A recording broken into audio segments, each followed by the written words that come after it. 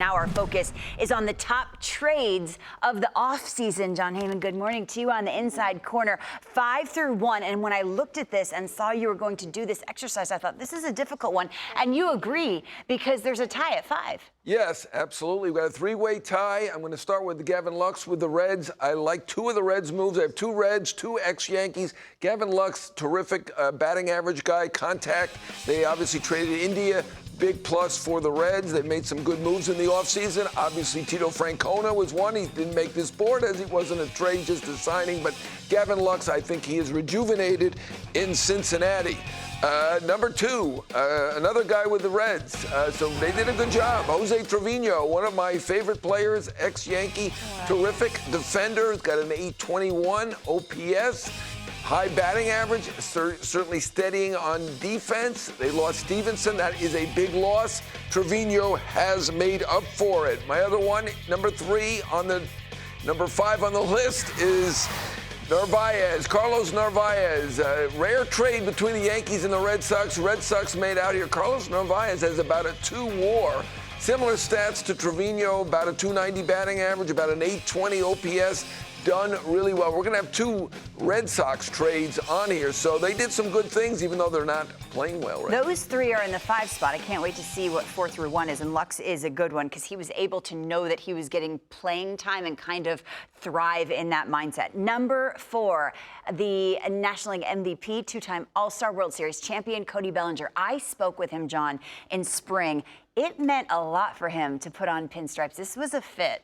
Yeah, he was thrilled, and yes, he was a great fit, perfect fit, as they say. He plays all 3 outfield positions well. He's also an excellent first baseman, but they have an excellent first baseman in Paul Goldschmidt. Yankees did a lot of great moves, a lot of great stuff with their pivot. I know D-Rod was talking about Soto, great stuff from him, but Yankee pivot was outstanding. Bellinger was batting under 200 a month ago, now in the 260 range, 122 OPS.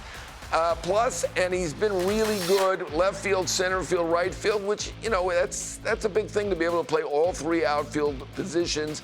Trade of Cody Poteet went to the Cubs. The big thing was taking on the money, though. Yankees paid the bulk of that money, and, you know, they can afford it. Obviously, they saved $760 million they didn't spend with Soto, and they've done very, very well with their pivot. And just past the 200 career home run mark, a beautiful career up into this point. Number 3, Kyle Tucker. And the guys always say, once you play on the north side, you want to play there for a while, which makes me curious about his future, but the present is great. Absolutely. I mean, I just talked to him when he was in New York a couple of weeks ago. Well, what did he say? He's loving it. He loves the Cubs. He's not going to talk about the contract situation.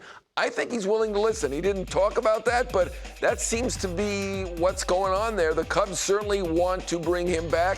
He's, you know, having a great start. Obviously got more than 10 home runs, more than 10 stolen bases. Maybe a little overshadowed by the guy in center with the blue hair and a little more flair. Not to rhyme there, but Kyle Tucker doing it, you know, a little bit more quietly, but spectacularly. He's been outstanding. Their outfield production has been absolutely incredible. Seiya Suzuki with over 50 RBIs as well. So that was a great move from their standpoint. You know what? Houston did okay, too. Cam Smith's going to be a very good player. Isaac Paredes, as Roflo could tell you, has been outstanding with Houston. And Wisniewski, a pitcher, he's got Tommy John, but he'll be coming back. But terrific move for the Cubs, and they will try to keep him. Let's see if they can do it. It's going to be a lot of money, as you know. Rightfully so. Right. That is in the 3 spot. At number 2, up next, number 35 for the Boston Red Sox, Garrett Crochet. At the time, I remember thinking so many teams' entire complexion could change, right, if they got him. Why was Boston the place?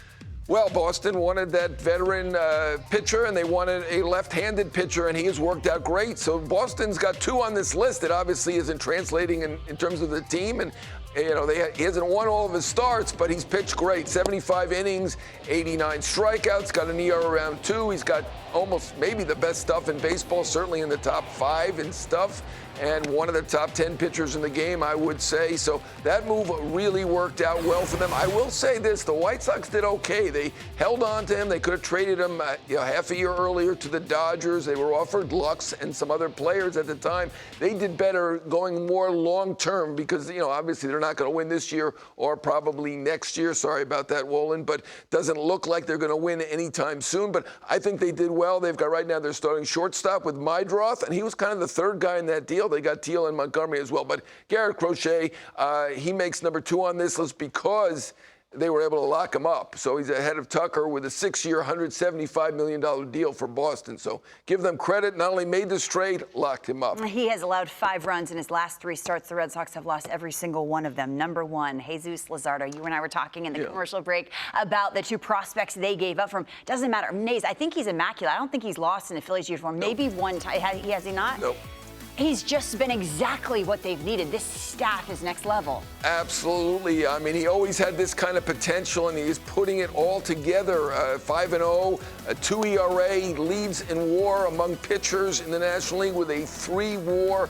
This trade is just spectacular for the Phillies. They have the best record in baseball. They have arguably the best rotation, and this is one of the key reasons. Obviously, they've got Wheeler, who's great as well. Suarez, Sanchez, Nola will be back. We had Dave Dombrowski on our pod, and he said he feels that Nola's going to be back and good. He was better at the end there, but Luzardo has been great. Now, the Marlins did get Caba, who's their number 2 prospect overall. He's 19 years old, so, for the Phillies, they've got a lot of good players coming in the minor leagues, not just Painter and Abel, but a lot of good players coming, but a great team. They are a now team, and to trade a 19-year-old and get a guy who's 5-0 with a 2 ERA, I mean, this is the number 1 trade. Perhaps Dave is searching, Dave Dombrowski, for bullpen help, although the Phillies bullpen's been great lately. In terms of starting arms at the deadline, who's first, top of mind? You know what? The one people are still talking about is Alcantara, which is a little shocking to a lot of us who look at the stats, and he's got an 8.47 ERA. But new surroundings, this guy, we know what he is. Yeah, he's an absolute gamer, former Cy Young winner, still has the stuff, as scouts will tell you,